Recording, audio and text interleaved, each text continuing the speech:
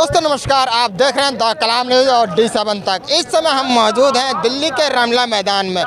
NPS को लेकर और ओपीएस को लेकर यहाँ पे महाप्रदर्शन किया जा रहा है। तकरीबन संख्या की बात करें तो लाखों की संख्या में लोग आए हुए हैं, हर राज्य से, चाहे तेलंगाना हो, चाहे उत्तर प्रदेश हो, चाहे बिहार हो, चाहे महाराष्ट्र हो। तो आइए सीधे बात करते हैं सर से। सर, क्या नाम है आपका और कहाँ से आए, कितने लोग आए हैं आप लोग? हम तेलंगाना स्टेट से आए हुए हैं। कुल मिलाकर 300 से ज़्यादा लोग तेलंगाना एक्सप्रेस में आए हुए हैं। कल आए हैं हम यहाँ पर, आज भी और आ रहे हैं।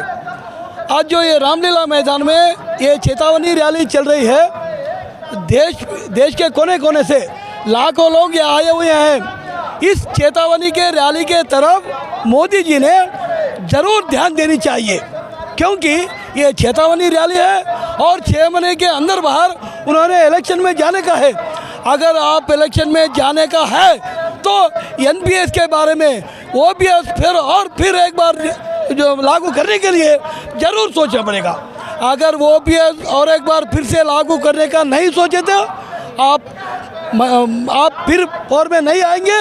ज़रूर आपको हटाने के लिए ये देश भर से आए हुए और राज्य सरकार के, केंद्र सरकार के जितने भी कर्मचारी लोग हैं वो लोग ज़रूर वो डिसीजन लेंगे।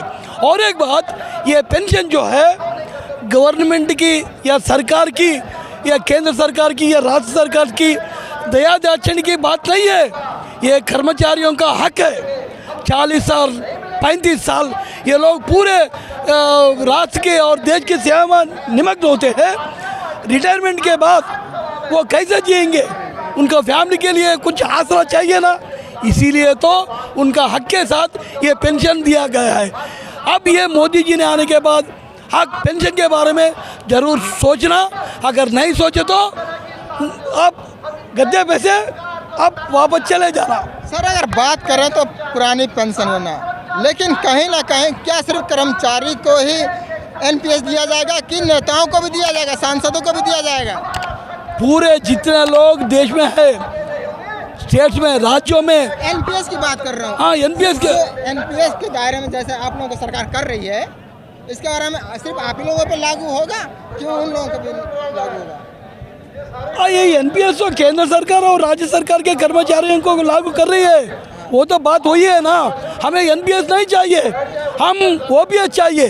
पहले जो वाला ओल्ड पेंशन था वो चाहिए, हमें एनपीएस नहीं चाहिए। यानी कहीं ना कहीं इसमें कमी है एनपीएस में। अरे बहुत कमी है।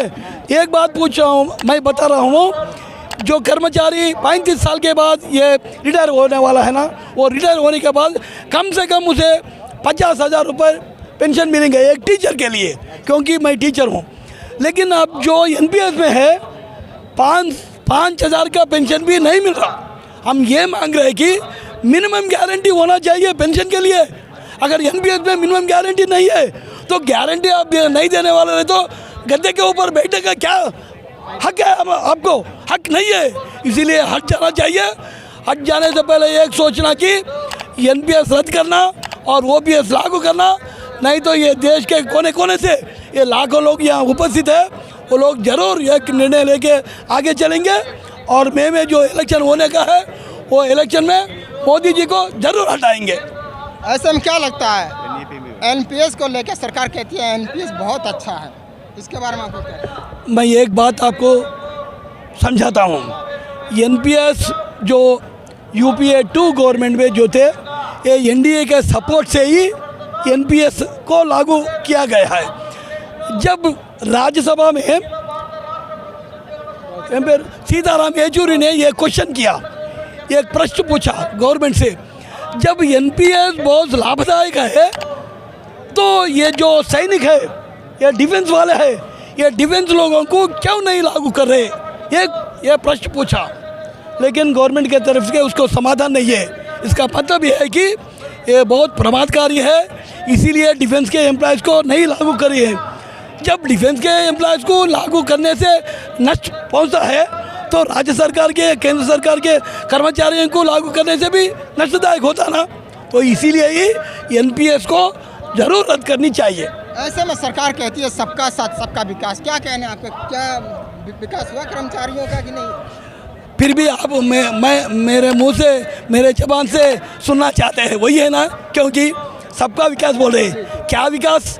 इससे पहले मैं बताया था, एक रिटायर होने वाला टीचर को जब ओपीएस में 50,000 मिल रहे थे, अब 5,000 भी नहीं मिल रहा।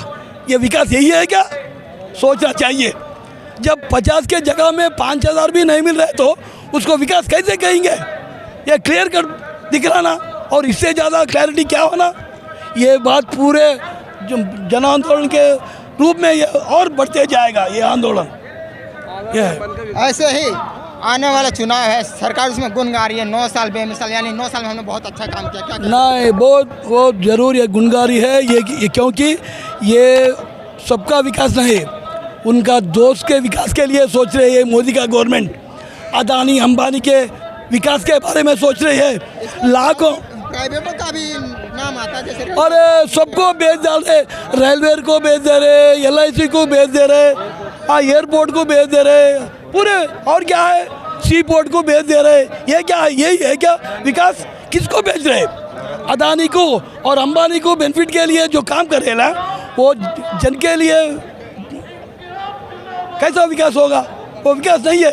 केवल उनके विकास, उनके दोस्तों के विकास के बारे में सोच रहे और वो गद्दे पे बैठने के बारे में ही सोचे, सिर्फ इतना ही। वो नहीं चाहिए। तो 2024 में कैसे देखते हैं? बहुत नज़दीक आप तो आ गया। देखो, जनता को ऐसी सोचना है कि पूरे अपन जो बात बोले वो बात को सुनते हैं और सर ऐसा बोलते हैं अपने लिए ही। मन की बात ही बहुत अच्छे तरीके से करते हैं। मन के बारे में जो मन में जो है उनको जो करने का है वो ज़रूर करेंगी जनता। इसीलिए जनता बहुत सोच रही है।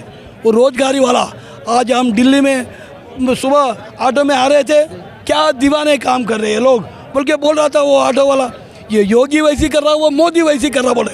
इसीलिए यह योगी वो मोदी वो, जनता को जो विकास करने का वाला ही अब आइंदा गद्दे पे रहेगा, नहीं तो गद्दे से ज़रूर हटना पड़ेगा, हटाएंगे भी। क्या संदेश देना चाहते हैं आप जंतर मंतर रामलीला में? मैं देने का बोलने का बात एक ही है, ये केवल हमें ये वेतन बढ़ाने के लिए और वेतनों के लिए आंदोलन नहीं है। ये वो समाज के लिए, समाज में जो रिटायर होने वाले हैं, रिटायर हुए सो वाले हैं, जब 2014 से लागू किया हुआ ये है ना, 2004 से जो NPS लागू किया गया है, वो NPS रद्द होना ही ये सब लोगों का डिमांड है और OPS को फिर लाना है, बस इतना ही। We came here to participate in the rally. My name is Chawar Ravi, Vice President School Teachers Federation of India from Hyderabad. Today, All India State Government Employees Federation, School Teachers Federation of India, National Confederation of Central Government Employees and Workers and Pensioners Associations has given a call to Chetavan rally. So we came here to participate in this rally.